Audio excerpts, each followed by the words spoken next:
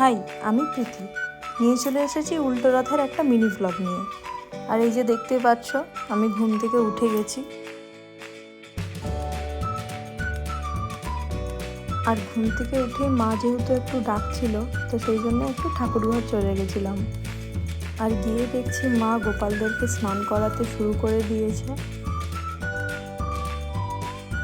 আর এই যে দেখতে পাচ্ছ, এক জুড়ি ফুল সব আমাদের গাছে। এই যে দেখতে পাচ্ছ, ঠাকুরকে ভোগ লাগানো হয়ে গেছে আর মা বাবা দুজনেই আরতি করছে। আর পুজো শেষ হয়ে যাওয়ার পর একটু চলে গেছিলাম স্নানের জন্য প্রিপারেশন করতে।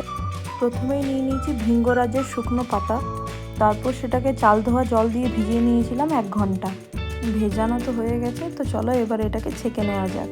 তোমরা যদি এই রেমেডিটাকে ট্রাই করো তাহলে অবশ্যই চেষ্টা করবে সুতির কাপড় দিয়ে এটাকে ছেঁকার।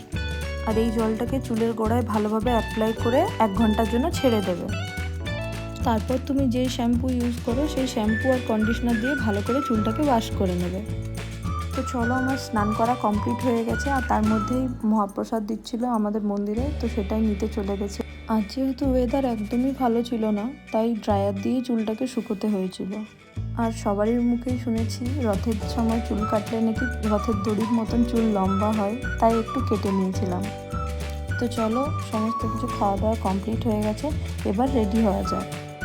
তো চলো, ফাইনালি আমি রেডি হয়ে গেছি আর বেরিয়েও পড়েছি উল্টো রথের উদ্দেশ্যে।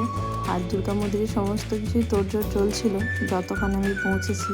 আর এই যে দেখতে পাচ্ছ, প্রথমে বেরোলেন বলরাম, তারপর সুভদ্রা, আর অবশেষে জগন্নাথ দেব।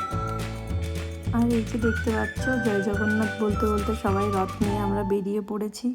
আর তারপরই সবাই মিলে আমরা জগন্নাথ দেবকে তার নিজের বাড়িতে পৌঁছে দিয়েছি, এই যে দেখতেই পাচ্ছ।